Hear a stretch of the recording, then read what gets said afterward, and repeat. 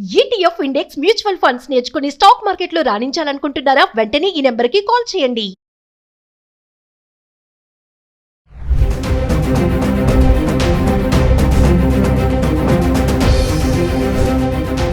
Hi hello నమస్తే, welcome back to Suman TV. ప్రస్తుతం మనతో పాటు ఉన్నారు consumer welfare committee chairman Mandadi Krishna Reddy గారు. నమస్తే సార్. నమస్తే అమ్మా. సార్, మరి ఈరోజు తెలంగాణ హైకోర్టు సంచలన తీర్పు ఇచ్చింది అనుకోవాలి. దిల్సుఖ్ నగర్ బాంబ్ బ్లాస్ట్ కేసులో ఉన్నటువంటి నిందితులకి ఉరిశిక్ష ఖరారు చేశారు. దీని మీద ఒక్కసారి మాట్లాడుకుంటే. ఒక సంచలనమైనటువంటి కేసు దిల్సుఖ్లో జరిగినటువంటి బాంబ్ బ్లాస్ట్ కేసు. సైకిళ్ళకి, మామూలు ఒక పాత సైకిల్కి టిఫిన్ బాక్సులు కట్టేసి ఆ టిఫిన్ బాక్సులు అక్కడ వదిలేసేస్తే అవి పేలిపోయి 17 మంది డైరెక్ట్గా మరణించడానికి, 100కు పైగా వ్యక్తులు గాయపడడానికి, హాస్పిటలైజ్ అవ్వడానికి. అలా గాయపడ్డ వాళ్ళలో ఇప్పటికీ చాలామంది ఇంకా చూపు రానటువంటి వాళ్ళు, వినికిడి శక్తి లేని వాళ్ళు, లేచి నడవలేని పరిస్థితిలో ఉన్నటువంటి వాళ్ళు కూడా ఉన్నారని ఇవాళ కోర్టుకు అటెండ్ అయిన వాళ్ళలో చాలామంది వెలిబుచ్చారు. అయితే ఇది 2013 ఫిబ్రవరిలో జరిగింది ఈ సంఘటన. అది కోనార్క్ థియేటర్ దగ్గర దిల్సుఖ్నగర్ లోపల ఒక సంఘటన జరిగితే దానికి కొన్ని మీటర్ల దూరంలోనే ఇంకొక సంఘటన జరిగింది. అంటే 2 బ్లాస్టులు కూడా పక్కపక్కనే కొద్ది నిమిషాల వ్యవధిలోనే 2 బాంబులు పేలడం జరిగింది. ఇది ఆ బాంబ్ బ్లాస్ట్ తర్వాత అందరూ భయపడింది ఏంటంటే ఇవి కంటిన్యూస్గా జరుగుతాయి, దేశం అంతా కూడా జరిగే అవకాశాలు ఉన్నాయనేది భయపడ్డారు. ఎందుకంటే పాకిస్తాన్లో ఇవాళ మనం చూస్తే ప్రతిరోజు ఇది, ఇప్పుడు మనకి ఏదో ఒకసారి జరిగింది 2013లో ఎప్పుడు జరిగిన తర్వాత మళ్ళీ మనకి ఎప్పుడు జరగలేదు. గోకుల్ చాట్ ఎప్పుడు మనం విన్నాం, ఆ తర్వాత 2013 సంఘటన చూసాం మనం. ఇట్లాంటి కొన్ని మాత్రమే అక్కడక్కడ చెప్పుకున్నట్టు. అంటే హైదరాబాదు, తెలంగాణ తీసుకుంటే 2 సంఘటనలకే పరిమితమైన పరిస్థితి ఏర్పడింది. ఇదే పాకిస్తాన్లో అయితే ప్రతిరోజు 1 నుంచి మొదలు పెడితే 10 సంఘటనలు ఉంటాయి ఇలాంటివి, బాంబులు పేలటం అనేది నిత్యం అదే పరిస్థితి. అందుకే ప్రతిరోజు గుండె అరచేతిలో పెట్టుకుని బయటకు వెళ్ళిన బిడ్డ ఇంటికి వస్తుందో లేదో, బయటకు వచ్చిన మనిషి వెళ్ళిన బయటికి ఇంట్లోకి వెళ్తాడో లేదని భయపడుతూ బతుకుతారు వాళ్ళు. మన పరిస్థితి చాలా చాలా చాలా బెటర్గా అని చెప్పుకోవచ్చు ఒక రకంగా. ఈ సంఘటనతో అర్థమైంది ఏమిటంటే, సైకిల్ లాంటి ఒక పనికిరానటువంటి పాడుబడ్డ ఒక సైకిల్ని కూడా ఒక బాంబు పేల్చుల్లో ఉపయోగిస్తారని, ఇలా ఎక్కడైనా ఒక సైకిల్ పడేసి ఉంటే మనకెందుకులే అని చెప్పి దాన్ని ఆలోచించకుండా, దానికి ఏదైనా టిఫిన్ బాక్స్ లాంటివి ఉన్నాయా, ఇంకేదైనా ఉన్నాయా, అది పేలుతాయేమో అనే భయం కూడా ప్రజలకు తెలుసుండి ఇమీడియట్గా సమాచారాన్ని పోలీసులకు ఇవ్వాలనేటువంటి ఒక హెచ్చరిక కూడా దీనివల్ల మనకు కలిగింది. ఓకే, 2013లో జరిగిన ఈ సంఘటనలో అప్పుడున్నటువంటి ఎన్ఐఏ కోర్టు ఏదైతే ఉందో, నేషనల్ కోర్టు ప్రత్యేకంగా దీని మీద విచారణ జరిపించి చర్లపల్లి జైల్లోనే ప్రత్యేకంగా ఒక కోర్టును కూడా ఎస్టాబ్లిష్ చేసి అక్కడే వాళ్ళని విచారించి ఖైదీల్ని రోజు బయటికి తీసుకురావడం. ఎందుకంటే ఇలాంటి ప్రమాదకరమైన వ్యక్తులు ఎక్కువగా పబ్లిక్లో సంచరించడం కానీ, బయటకు వెళ్ళడం కానీ, ఎందుకంటే వాళ్ళకు సంబంధించిన అనుయాయులు ఎవరో ఉంటారు, వాళ్ళు మళ్ళీ తిరిగి ఏదైనా దాడులు చేయడానికి అవకాశాలు ఉంటుందనే ఉద్దేశంతో బయటకు వెళ్లకుండా అక్కడే కోర్టును ఎస్టాబ్లిష్ చేసి 2016 డిసెంబర్ నాటికి ఈ కోర్టు అంతిమ తీర్పు వచ్చేట్టుగా చేశారు. ఆ అంతిమ తీర్పులో మొత్తం 7 వ్యక్తులు దీంట్లో పాల్గొన్నది. దీనికి సూత్రధారి, పాత్రధారి, మొత్తం ముఖ్య పాత్ర వహించిన వ్యక్తి భట్కల్ అనే వ్యక్తి చేశాడు. ఆ భట్కల్ అనే వ్యక్తి ఇంతవరకు దొరకలేదు. అతను పాకిస్తాన్లో చాలాసార్లు ప్రత్యక్షమైనాడని, వివిధ పేర్లతో ప్రత్యక్షమైనాడని, వివిధ రూపాలతో ప్రత్యక్షమైనాడని, మిగతా కొన్ని కంట్రీస్లో కూడా, ముస్లిం కంట్రీస్లో అక్కడక్కడ ప్రత్యక్షమైనాడని వార్తలు వచ్చినప్పటికీ పాకిస్తాన్ గవర్నమెంటు మాకేమీ తెలియదు, మా దగ్గర అలాంటి వ్యక్తులు ఎవరు లేరు అని కొట్టిపారేసింది. ఎందుకంటే పాకిస్తాన్కి ఇది అలవాటే, భారతదేశం మీద దాడి చేసిన వాళ్ళని కాపాడడం, వాళ్ళని హక్కును చేర్చుకోవడం, వాళ్ళకు బహుమతులు ప్రకటించడం, వాళ్ళకు బిరుదులు ప్రకటించడం, ఇలాంటివన్నీ చేస్తూ ఉంటుంది. ఎందుకంటే ఈ దేశం మీద పగ తెచ్చుకోవాలని కోరికది అనుకుంటుంది. చిన్న దేశం, ఈ దేశం నుంచి విడిపోయింది, వాళ్ళు కూడా మనతో సమానంగా ఉన్నామని అనిపించుకోవడానికి. అది సమానంగా ఇప్పటికి కాదు కదా, వాళ్ళు ఎన్ని శతాబ్దాలు ప్రయత్నం చేసినా సమానం అయ్యే అవకాశాలు లేవు. 20 కోట్ల మంది ఉన్నటువంటి పాకిస్తాన్ ఎక్కడ, 140 కోట్ల పైగా ప్రపంచంలో అత్యధిక జనాభా కలిగిన భారతదేశం ఎక్కడ, ఎన్నో రెట్లు శక్తి సంపన్నమైనటువంటి దేశంగా మనం అవతరించాం. పాకిస్తాను ఎప్పటికీ భారతదేశంతో ఇప్పుడే కాదు ఇంకెప్పటికి కూడా ఏ రకంగా కూడా వైరంలో సాధించే అవకాశం లేదు. అన్లెస్ ఏదైనా అమెరికా లాంటి దేశంతో కలుపుకొని ఏదైనా ప్రయత్నం చేస్తాం, అప్పుడు ఏం జరుగుతుందో మనం చెప్పలేం. కానీ పాకిస్తాన్ స్వతహాగా ఏం చేయలేదు. అందుకే ఏం చేస్తుందంటే, ఈ దేశం మీద దండెత్తిన వాళ్ళని, ఈ దేశం మీద ప్రతీకార దాడులు తీసుకోవడానికి ప్రయత్నం చేసిన వాళ్ళని, బాంబులు వేసిన వాళ్ళని, లేదా ఇక్కడైనా విద్రోహకర చర్య చేసే వాళ్ళని హక్కును చేర్చుకొని వాళ్లకు డబ్బు సాయం కానీ, లేకపోతే వాళ్ళని బాగా పైకెత్తడం కానీ, వాళ్ళకు బిరుదులు ప్రకటించడం కానీ, ఇలాంటివి రకరకాలుగా గౌరవిస్తూ పోతుంటుంది. అలాగా అసలైన దోషి ఇంతవరకు దొరకలే. ప్రధాన సూత్రధారి అనే వ్యక్తి దొరకలేదు. మిగిలిన 6గురిలో ఒకరు చనిపోయారు దీంట్లోపల. ఇక 5 వ్యక్తులు మాత్రం తొత్తులు దొరికారు. ఈ 5 వ్యక్తుల మీద విచారణ జరిపించారు. 5 వ్యక్తులకి ఎన్ఐఏ కోర్టు 2016 డిసెంబర్ లోపల ఉరిశిక్ష ఖరారు చేసింది.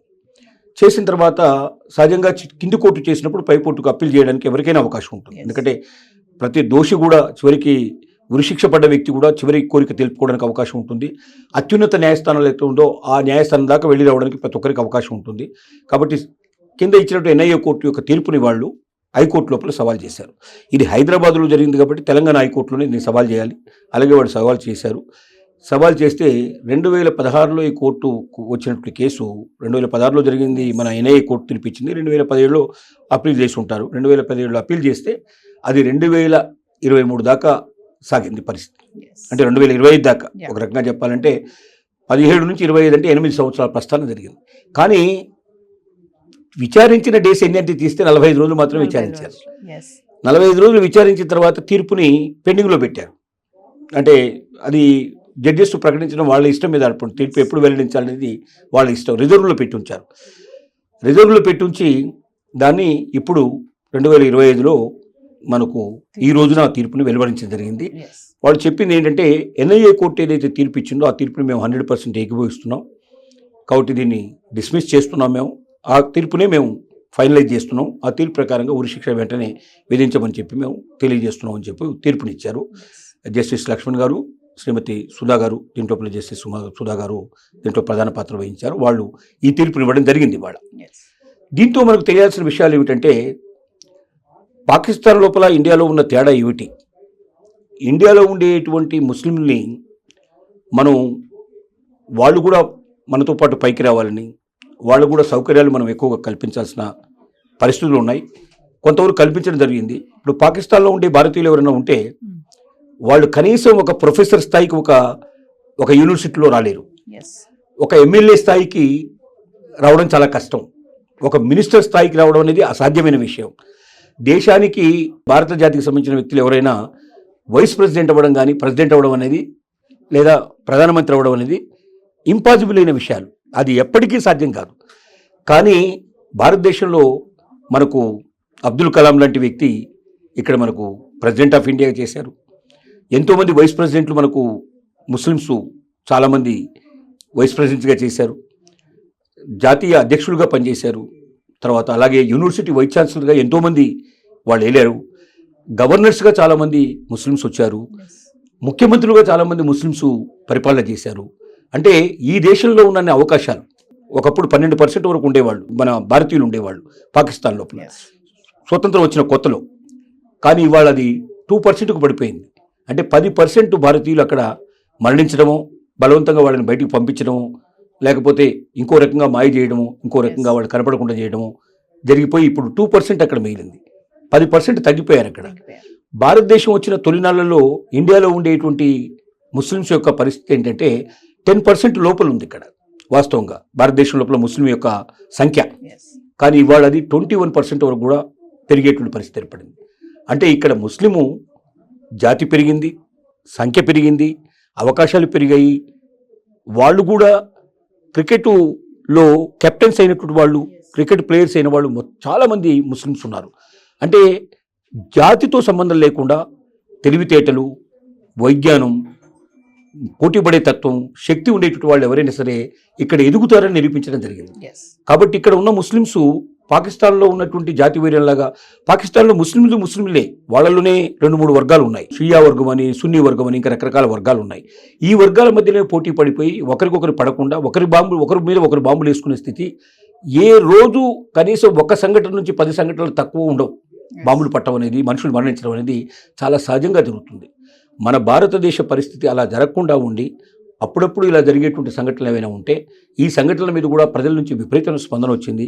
ముస్లిమ్సే దీన్ని అసహించుకున్నారు. ఇది కరెక్ట్ కాదని చెప్పారు. తాజ్ హోటల్ మీద ఎలాగైతే ఒకప్పుడు బాంబ్ బ్లాస్టింగ్ జరిగిందో అప్పుడు మొత్తం దేశమంతా ఏకమై ఒక పక్షాన్ని నిలబడింది.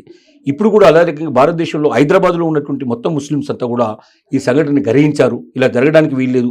ఎందుకంటే అక్కడ మరణించే వాళ్ళలో హిందువులే మరణిస్తారని గ్యారెంటీ లేదు. ముస్లిమ్స్ మరణించవచ్చు, క్రిస్టియన్స్ మరణించవచ్చు. ఆ టైంలో ఎవరు ఉంటారో అక్కడ ఎవరు మరణిస్తారు. ఏ టైంకి బాంబు ఎక్కడ వెళ్తుందో ఎవరికి తెలుస్తుంది. కాబట్టి వాళ్ళు అనుకున్నటువంటి ఒక హిందువుల మీదనే మనం దాడి చేస్తున్నాం అనుకో కాకుండా భారతీయుల మీద దాడి చేస్తున్నాం అనే దాన్ని అందరూ ఆదర్శంగా తీసుకున్నారు.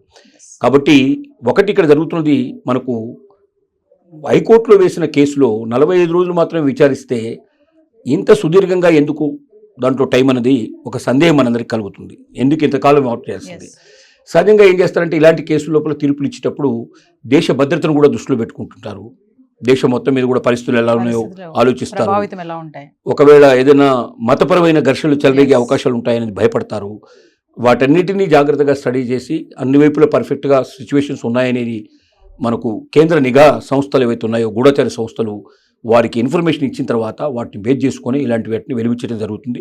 కాబట్టి లేట్ అయిన మాట వాస్తవమే. ఇప్పటికైనా ఈ తీర్పును అమలు చేయాలని కోరుకుంటున్నారు అందరూ. కానీ ఇక్కడితోటే ఆగుతుందా? ఇది పెద్ద ప్రశ్న. ఇంకా మళ్ళీ పై స్థాయి కోర్టుకి వెళ్తారా, ఇక్కడతో అయిపోతుందా అనేది క్వశ్చన్. మనకు సుప్రీంకోర్టు ప్రధానంగా ఉంది కాబట్టి హైకోర్టుకు వచ్చిన కేసు ఇక్కడితో ఆగదు. ఇవాళ వాళ్ళ లాయరు, వాళ్ళ తరపున లాయరు అప్పుడే తీర్పు వచ్చేసిందా, సుప్రీంకోర్టు కూడా ఉంది కదా అని వాళ్ళంతా వాళ్ళే చెప్తున్నారు. మన దేశంలో సుప్రీంకోర్టు అత్యున్నతమైన న్యాయస్థానం కాబట్టి ఈ కేసు సుప్రీంకోర్టు వెళ్లే లక్షణాలు కనబడుతున్నాయి. అక్కడ కొంతకాలం తప్పనిసరిగా మళ్ళీ తాత్పర్యం జరుగుతుంది. ఆ తర్వాత ఉరిశిక్షే ఖాయమైతే దీన్ని అమలు చేస్తారు. కానీ జీవిత ఖైదీ దాకా తీసుకెళ్ళగలిగితే పరిస్థితి ఏర్పడితే మాత్రం ఆల్రెడీ వీళ్ళు అప్పటికే 2013 నుంచి మొదలు పెడితే 2025 దాకా ఇప్పుడు మనం వచ్చాం. ఒకవేళ ఏ 28కో 30కో మనకు ఒకవేళ సుప్రీంకోర్టు తీర్పు వచ్చే పరిస్థితి ఏర్పడితే 13 నుంచి 30 దాకా తీసుకుంటే దాదాపు 17 సంవత్సరాలు కట్టినట్టు లెక్క. ఇంకో 8 సంవత్సరాల నుంచి ఒక సుమారుగా 25-30 సంవత్సరాల లోపల జీవిత ఖైదీకి అంతకన్నా ఉంచాల్సిన అవసరం లేదు. జీవిత ఖైదీ అంటే జీవితం బతుకున్నంత కాలం కాదు, ఒక 25 ఏళ్ళు 30 ఏళ్ళు అట్లా ఒక దానికి నిర్ణీతమైన టైం పెట్టారు. ఆ టైం వరకు కంప్లీట్ చేసిన వాళ్ళని విడుదల చేస్తారు. అంటే వీళ్ళు విడుదలవ్వడానికి కూడా అవకాశాలు ఉండే పరిస్థితులు ఏర్పడతాయో మనకు తెలియదు. ఒకవేళ జీవిత ఖైదీలుగా వీళ్ళకి ఒకవేళ అవకాశం కల్పిస్తే, లేదా ఉరిశిక్ష తప్పనిసరి అంటే మాత్రం ఇక అదే లాస్ట్ అయిపోతుంది, జీవితం చాలించే పరిస్థితి ఏర్పడుతుంది. ఇక్కడ ఏ శిక్ష పడిందని కాదు, ఒక జాతికి ద్రోహం చేసే ప్రయత్నం చేయడం, సమాజానికి ద్రోహం చేయడే ప్రయత్నం, సాటి మనుషులు చంపడానికి ప్రయత్నం చేయడం, ఇది చాలా ఘోరమైనటువంటి తప్పు. ఇలాంటి తప్పుని మరోసారి జరగకుండా ఉండాలని, ఎవరైనా ఇలాంటి ప్రయత్నం చేస్తే వాళ్ళకు ఉరిశిక్ష ఖచ్చితంగా పడుతుందనేటువంటి భయం కూడా క్రియేట్ చేయాల్సిన అవసరం ఉంది. అందుకోసం న్యాయస్థానాలు కూడా దీని లోపల ఏమాత్రం కూడా వెనకాడవు. ఇలాంటి విషయాల లోపల వెనక్కి తగ్గే ప్రసక్తి ఉండదు. అసలు మానవత దృక్పథంతో ఆలోచించే పరిస్థితి ఉండదు. ఎందుకంటే అలా చూస్తే ఏమవుతుందంటే, ఓహో మనం తప్పించుకోవచ్చు భవిష్యత్తులో అనుకున్నప్పుడు ఎక్కువ మంది ఇలాంటి వాళ్ళు తయారయ్యే అవకాశాలు ఉంటాయి. ఇది చాలా ముఖ్యంగా అర్థం చేసుకోవాలి.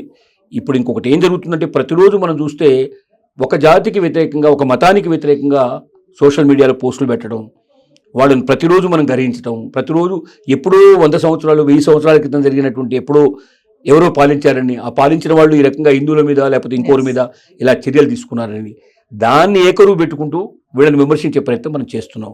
ఇది డెఫినెట్గా జాతి వైరానికి దారితీసే పరిస్థితులు ఏర్పడతాయి. మనం వీలైనంతవరకు గతాన్ని మరిచిపోయి భవిష్యత్తు కోసం మనం ఆలోచిస్తూ ఒక కమ్యూనల్ హార్మనీని మనం తీసుకొచ్చి అందరి మధ్య ఒక సుహృద్భావ వాతావరణం, ఒక ఆత్మీయతను మనం ప్రేరేపించి, పేదరికంలో ఉండేవాడు ఇక్కడ ఒకటే 2 వర్గాలు, ఒకరు పేద వర్గం, ఒకరు ధనిక వర్గం.